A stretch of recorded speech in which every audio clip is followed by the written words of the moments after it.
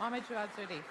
So they decided to leave the negotiating table. We didn't leave the negotiating table. We are still at the negotiating table. We negotiated not a 2-page document and a photo op. We negotiated a 150-page document. We derive our security from our people. So it is very important for us to keep the people satisfied with what we're doing. We're not saying that we're a perfect country. We're better than most of your allies, but we are still have a long way to go. I mean, still 51% say we should stay in the deal. That may change. If the United States were to come in the course of their fight with China and told Europe, stop dealing with China, what would you do?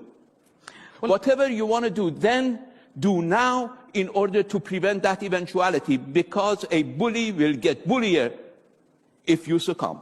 Does Iran have to simply lie dead because some people don't want us to be able to defend ourselves? Called in Iran not to develop ballistic missiles. No. We're talking about my friend, I negotiated 2231, so I know every word of it.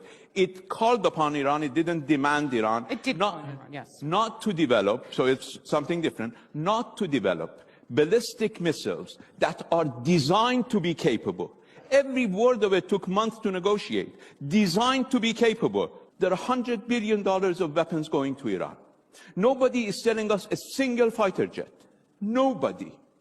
How are we supposed to defend ourselves? When we were attacked by French Exocet missiles, by German chemical weapons, by Russian MiG fighters, by British tanks, by American AWACS surveillance, who came to our assistance? I am not going for the pleasure of my friend, Minister Le Drian, or anybody else, to make our people defenseless so that the next Saddam Hussein in our region could rise up and kill our people without the means of our defense. If we were to negotiate about armaments, Europe has a lot to respond to. Europe is not going to be in the Inquisition seat. I think it is important for the international community to rise up and say that this is not jungle. Does Iran have the right to defend itself? And if we have the right to defend ourselves, do we do it with swords? First of all, the arrest of the person who is charged with the Villepin bombing happened on the day of arrival of our president in Europe after many months of preparation. Do you think we're really crazy that we do this on the day? At least we do it the day before, the day after, 10 days after, wouldn't die. Now, the Netherlands made allegations. They kicked out 2 of my diplomats, career foreign ministry officials, and now their intelligence is saying that they had no evidence. There are people in Europe who have been on Europe's terrorism list up until 2012. What happened all of a sudden that they were withdrawn from the terrorism list? In 1984, let me take you back a bit in history. In 1984, unfortunate date to use, but let's. Yeah. The United States removed. Hold on. The United States removed Saddam Hussein from its terrorism list and put Iran on terrorism list.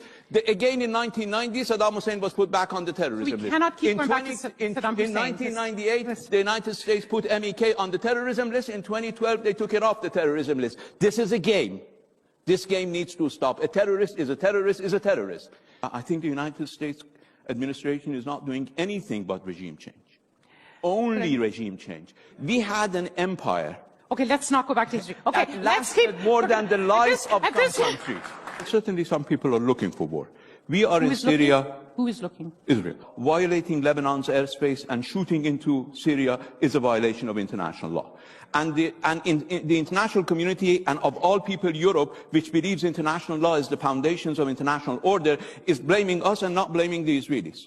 Risk is great, but risk will be even greater if you continue to turn a blind eye to severe violations of international law. Let's say we live in a jungle, and let's allow everybody. So let's not talk about human rights.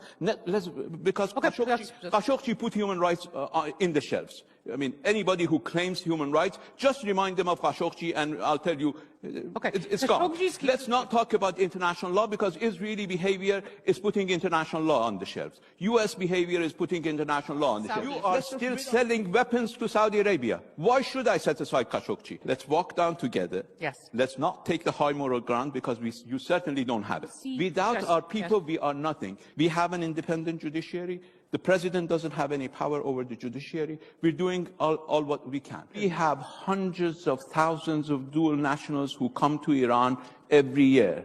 How many of them, rightly or wrongly, yes, I'm not dealing with that, rightly or wrongly are in jail? Our responsibility to our citizens is something, and we have mistakes, shortcomings, excesses that we need to address. But it's not for Europe. So don't tell me that your businesses are not coming to Iran because you're concerned about human rights. I believe human rights for us is a security requirement, not a moral nicety. It's a security requirement.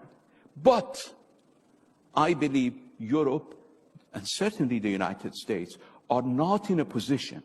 Saudi Arabia today, Saudi Arabia today in the United Nations was one of the major supporters of the human rights resolution against Iran. Is this the human rights the international community wants to uphold? If we derived our security from here, I would have been more worried. But since we derive our security from our people, I'm not at all worried.